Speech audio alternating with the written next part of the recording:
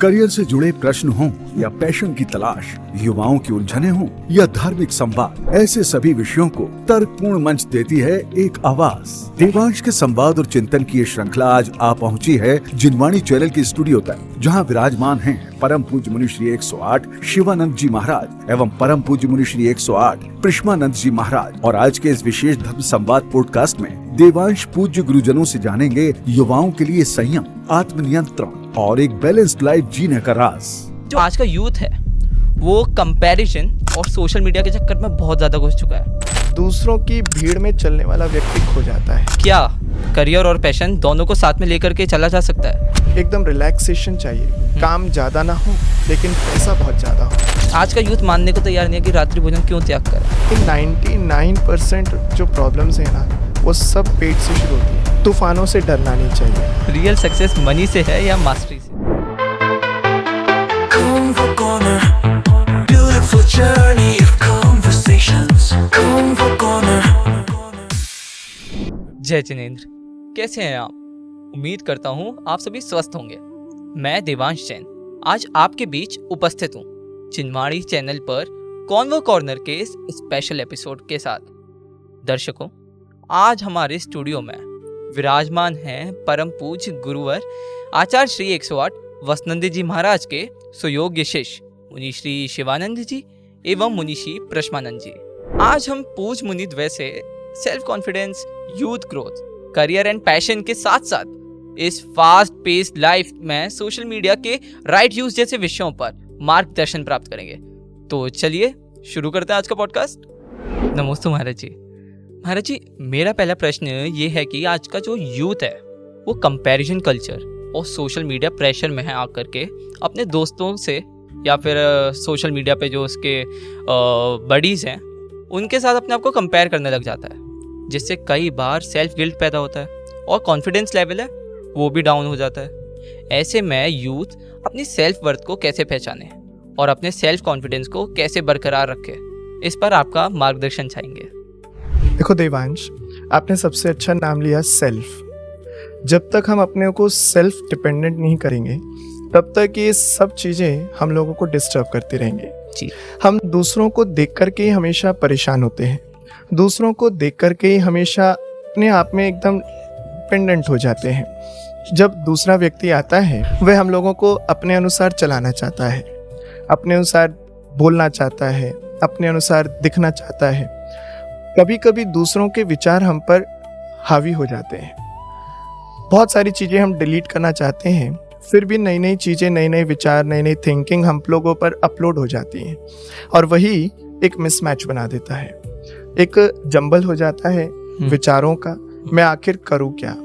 इस राह जाऊँ या इस राह जाऊँ, इसके साथ चलूँ या उसके साथ चलूँ, मैं क्या करूँ? इस बात का एक कंफ्यूजन उसकी लाइफ में खड़ा हो जाता है। तो महाराज जी, इसी से एक और क्वेश्चन मेरा पैदा होता है कि आज के समय में जब हर व्यक्ति अपनी आइडेंटिटी को लेके कंफ्यूज्ड है और हर कोई अपने आप को प्रूव करना चाहता है, ऐसे में एक साधक या एक सामान्य व्यक्ति अपनी एक स्ट्रॉन्ग और लॉन्ग लास्टिंग आइडेंटिटी कैसे बना सकता है?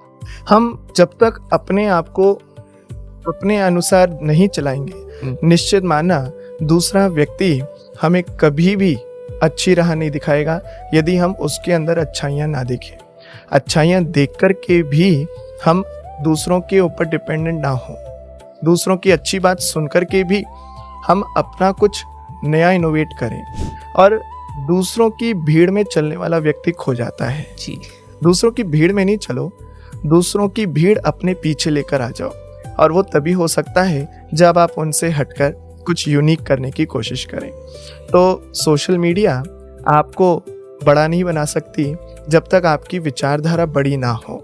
इसलिए बड़ा होना है तो आपको अपने अनुसार चलना होगा, बड़ा होना है तो आपको सेल्फ डिपेंडेंट होना होगा और अपने पैरों पर खुद खड़ा होना होगा, अपने विचारधाराओं से चलना होगा। एक और क्वेश्चन है कि करियर और पैशन में जो कंफ्यूजन होता है उसको कैसे दूर किया जाए, और क्या करियर और पैशन दोनों को साथ में लेकर के चला जा सकता है? हाँ, बहुत डिफिकल्ट क्वेश्चन है।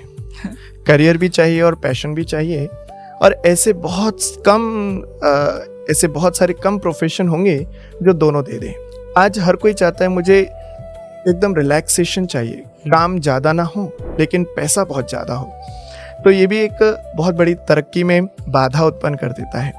पुरुषार्थ, मेहनत, लगन के साथ आनी चाहिए और जो हम करियर चुन रहे हैं वही हमारा पैशन बन जाना चाहिए। कभी कभी क्या होता है, हमें संसार की जो ये भौतिक वस्तुएं हैं अपनी ओर आकर्षित करती है। मुझे वो अच्छा लग रहा है, भले ही वो मैं उस लायक हूँ या नहीं हूँ, लेकिन मुझे वो चाहिए, तो मैं अंदर से गारंटीड अनसेटिस्फाइड रहूँगा। लेकिन हाँ, जो मुझे मिला है वो सर्वोत्तम मिला है, हम ये समझ लें तो हम निश्चित करियर के साथ उसको पैशन बना सकते हैं। हम दूसरों की वस्तु पर ना जाएं, अपने जो पास मिला है उसको हम सबसे बेस्ट माने, तो हम करियर में भी अपने पैशन जनरेट कर सकते हैं। पैशन को लेकर के करियर ना बनाएं, करियर को पैशन बना ले तो सब कुछ ईजी हो जाएगा। ये तो आपने काफ़ी अच्छी बात कही कि करियर और पैशन को एक ही जैसे बना करके साथ में लेके चलना है। एक हमारा जी क्वेश्चन जनरेट होता है यहीं से कि फ्रेंड्स और जो पीयर ग्रुप होता है उसका प्रेशर होता है, तो ऐसे में जो हमारी मोरल वैल्यूज़ हैं, जो हमारे अंदर ये हम वैल्यूज़ लेकर के चलना चाहते हैं, ऐसे में वो थोड़ी डगमगा सी जाती हैं। तो हम फ्रेंड्स के बीच में, पीयर प्रेशर के बीच में उन वैल्यूज़ को कैसे मेंटेन कर सकते हैं? देखो, हम उनकी तरफ आकर्षित हो रहे हैं ना, यही गलती है। हमारा कहीं ना कहीं नेचर, कहीं ना कहीं हमारा एटीट्यूड, हमारा वे ऑफ लिविंग उनसे ज़्यादा प्रभावित हो रहा है। हम उनकी तरह क्यों जीना चाहते हैं? हम ऐसा भी तो कर सकते हैं कि उनको अपनी तरह जीने के लिए मजबूर कर दें। हम कई बार पूज्य गुरुदेव से सुनते हैं कि अगर मुझे किसी के साथ जीना अच्छा लगता है तो वो तभी तक अच्छा हो सकता है जब सामने वाले को भी मेरे साथ जीना अच्छा लगे।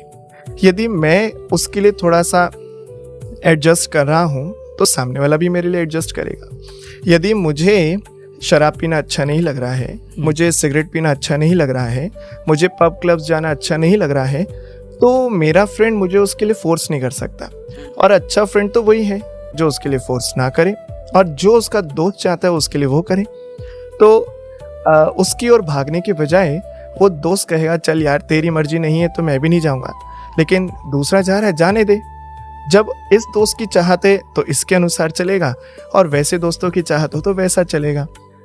तो अपने फ्रेंड पे, अपने जो प्रिंसिपल्स हैं उन पर आप बिल्कुल स्टेबल रहिए, आपके अनुसार सब कुछ चेंज हो जाएगा, सब कुछ ईजी हो जाएगा। महाराज जी, आजकल जो सोशल मीडिया का यूसेज बहुत ज़्यादा है, तो उसमें गलत मिसयूज़ भी बहुत ज़्यादा होता है। हालांकि नॉलेज मिलती है, वो बहुत अच्छी नॉलेज मिलती है, बहुत इजीली अवेलेबल होती है, बट जो सोशल मीडिया पे बिहेवियर है, जो मोरल एथिक्स हैं, मतलब अनएथिकल चीज़ें भी बहुत सारी होती हैं। फॉर एग्जांपल कुछ लोग फ़ोटोज़ यूज़ कर लेते हैं, वीडियोस गलत तरीके से यूज़ कर लेते हैं। अब तो एआई आ गई है, तो उससे गलत वीडियोस ही बना सकते हैं, किसी की पर्सनैलिटी, किसी पर्सन की लाइफ डिस्ट्रॉय तक कर सकता है। तो ऐसे में यूथ को कैसे समझाया जाए कि नहीं भाई, अपने एथिक्स को संभाल के चलो, यूज़ सोशल मीडिया, बट इतना नहीं कि किसी की ज़िंदगी ख़राब हो जाए। उस पर आप क्या कहना चाहेंगे?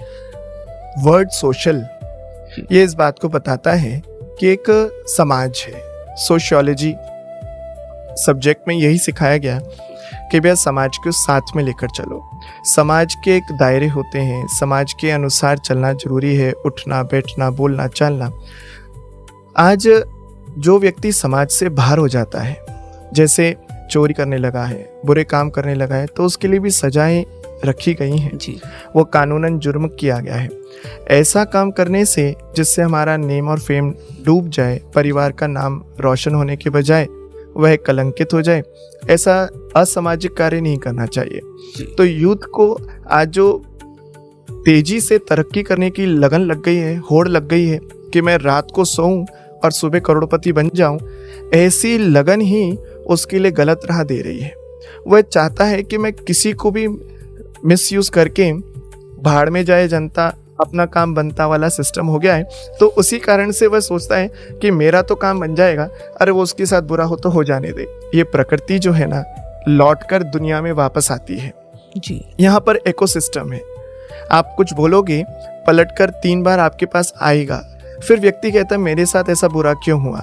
निश्चित मानना हम किसी के साथ बुरा ना करें। सोशल मीडिया का दुरुपयोग उसको आज भले ही अमीर बना सकता है, आज भले ही उसको फेम दे सकता है, लेकिन आज की वो गलत तरीके से कमाई हुई तरक्की जी वह 10 साल के बाद इतनी बुरी तरह से गिराती है, फिर वह उठ नहीं पाता है। जी। तो सोशल मीडिया का दुरुपयोग नहीं, उसका सदुपयोग कीजिए और ऊंचाइयों को छू लीजिए। तो महाराज जी, आपने जो ये कहा कि इकोसिस्टम बना हुआ है, और जो अगर एक चीज़ बोलेंगे तो हमारे पास वापस लौट के आती है वो चीज़, इसी को जैन धर्म में कर्मा फिलॉसफी के थ्रू बताया गया है। बिल्कुल तो यहाँ पे वो कर्मा फिलॉसफी लग जाती है, बिल्कुल। है ना। तो एक और इसी से रिलेटेड जो क्वेश्चन है, यूथ बहुत परेशान होता है, फेलियर हो गया, क्रिटिसिज्म मिल गया। फॉर एग्जांपल कोई नया उसने स्टार्टअप चालू करा, उसमें बहुत क्रिटिसिज्म मिला, रिजेक्शन हो जाता है। ऐसे में उसके ऊपर बहुत मेंटल प्रेशर होता है, मतलब अनबियरेबल हो जाता है, प्लस मीडियम मतलब चिड़चिड़ाहट होती है, अंदर से एंजाइटी होती है। उसको कैसे कंट्रोल में करा जा सकता है? देखो, संसार में ऐसा कोई व्यक्ति नहीं होगा जिसको गिरकर चलना ना आया हो। जी। घुटनों के बल चलते चलते पांव खड़े हो जाते हैं। ये एक बहुत छोटी सी बात है। जब बच्चा जन्म लेता है तो घुटनों की तरह रेंग रेंग कर चलता है, उठता है, चलने की कोशिश करता है, माँ बाप उसकी उंगली छोड़ते हैं, वो गिर जाता है। अगर वो उस गिरने पर डर के बैठ जाए तो जी। शायद वो कभी चल नहीं पाएगा। लेकिन वह डर को आगे एक हौसला देता है, डर के आगे वो जीत लगाता है, और वो जीत ही, वो डर ही, वो जो उस पर काबू कर लेता है, तो वह ऊंचाइयों पर भी भागता है, दौड़ता है और विश्व का सबसे तेज धावक भी बन जाता है। इसीलिए मैं ये कहूँगा कि तूफानों से डरना नहीं चाहिए। जी। क्योंकि कहा है, तूफानों से डरकर नौका पार नहीं होती, कोशिश करने और वाला कोशिश करने वालों की हार जाता कभी हार नहीं होती। तो ये हार का सामना, गले में यदि हार चाहिए तो वो हार तभी मिलेगा जब कभी आपके जीवन में हार मिली हो। महाराज जी, क्षमा चाहता हूँ, एक निवेदन है आपसे कि आप इसी बात को कुछ सिंपल एग्जाम्पल्स के माध्यम से समझा सकें, जिससे कि आज का यूथ आसानी से कनेक्ट कर सके। एक बहुत अच्छा एग्जाम्पल हम लोगों के लिए अमेरिका के राष्ट्रपति अब्राहम लिंकन, जिन्होंने 17 बार शायद इलेक्शन लड़ा और 17 बार हारे, और उसके बाद फाइनली वो जीते भी तो सीधा राष्ट्रपति बन गए। तो घबरा कर के डरो नहीं, अपने अंदर एंजाइटी मतलब जागृत मत करो। आप कुछ भी करते हो, कभी भी फर्स्ट टाइम अच्छा नहीं होगा। हम अच्छे करना चाहते हुए भी कभी हमारे हाथ से गलत हो भी जाए तो हमें उससे घबराना नहीं चाहिए। कभी कभी अच्छा करते करते कहते हैं लोग, तुमने तो बहुत बुरा किया, तो क्या अच्छाई करना छोड़ दे दुनिया? नहीं, छोड़ नहीं सकती है। वह दोबारा कोशिश करता है, दोबारा बनाता है। एक मूर्ति बनाने वाला जब मूर्ति बनाता है और वो मूर्ति बिगड़ जाती है तो वो दूसरी तैयार करता है, तीसरी तैयार करता है, लेकिन कभी ना कभी तो वह सफल होगा। जो घबरा करके छोड़ देगा तो शायद वो जीवन में कभी सफलता का मुख देख नहीं सकता है। इसलिए डर नहीं, डर के आगे जीत है। रश्मानंद जी महाराज, आपसे क्वेश्चन है, जैनिज्म को वैसे तो एकदम, जैनिज्म को अगर ध्यान से देखा जाए तो इससे ज़्यादा एडवांस्ड रिलीजन कोई नहीं है, और आज की साइंटिफिक थ्योरीज जो आज डेवलप हो रही है वो जैनिज्म ने हज़ारों लाखों साल पहले ही डेवलप कर दी थी।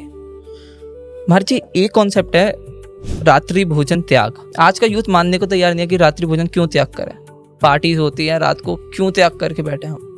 तो आप बताएंगे क्यों इतना सिग्निफिकेंस बताया गया है रात्रि भोजन त्याग का?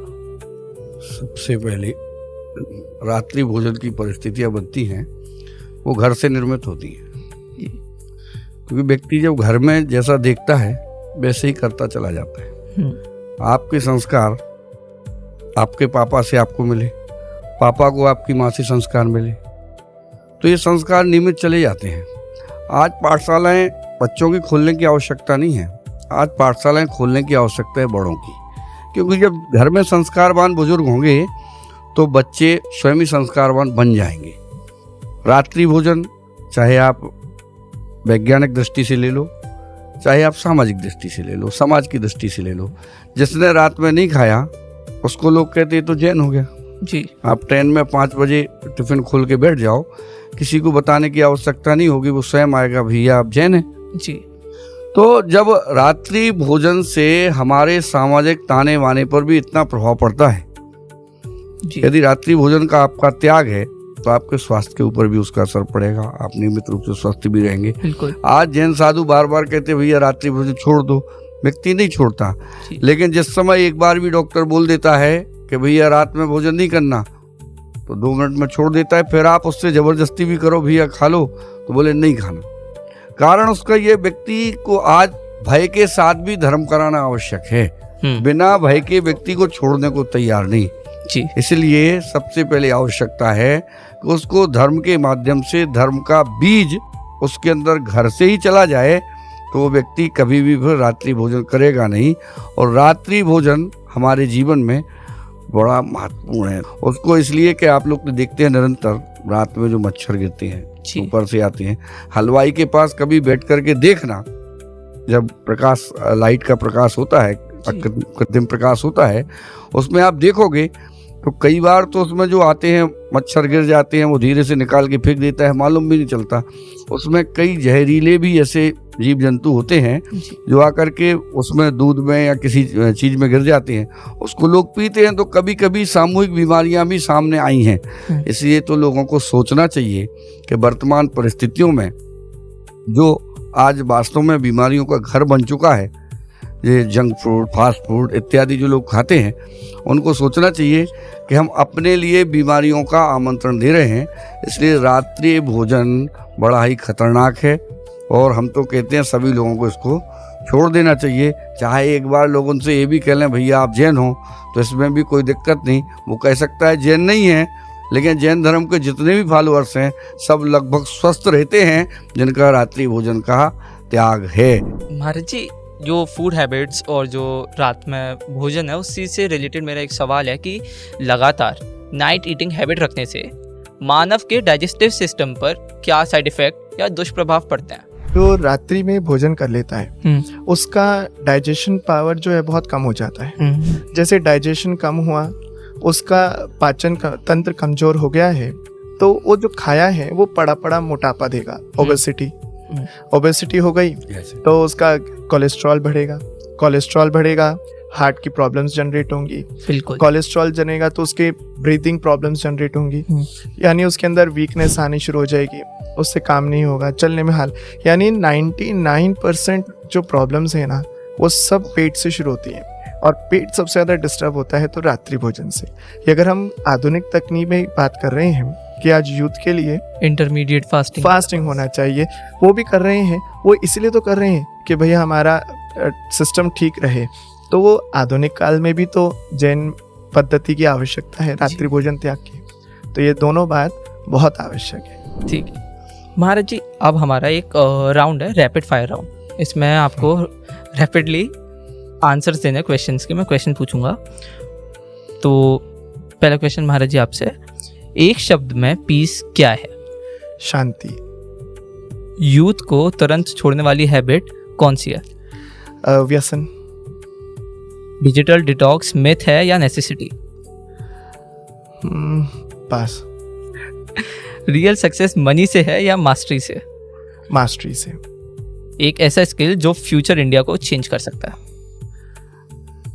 मैत्री भाव।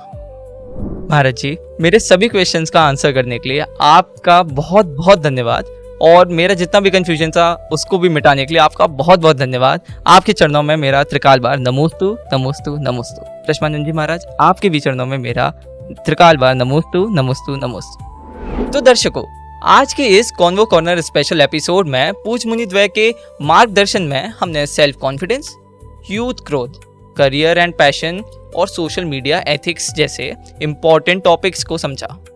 आशा है ये संवाद आपकी इनर स्ट्रेंथ को और बढ़ाएगा और आपको जीवन में आगे ले जाएगा। इसी के साथ मैं देवांश जैन आप सभी से लेता हूँ आज्ञा। देखते रहिए जिनवाणी चैनल। जय जिनेंद्र।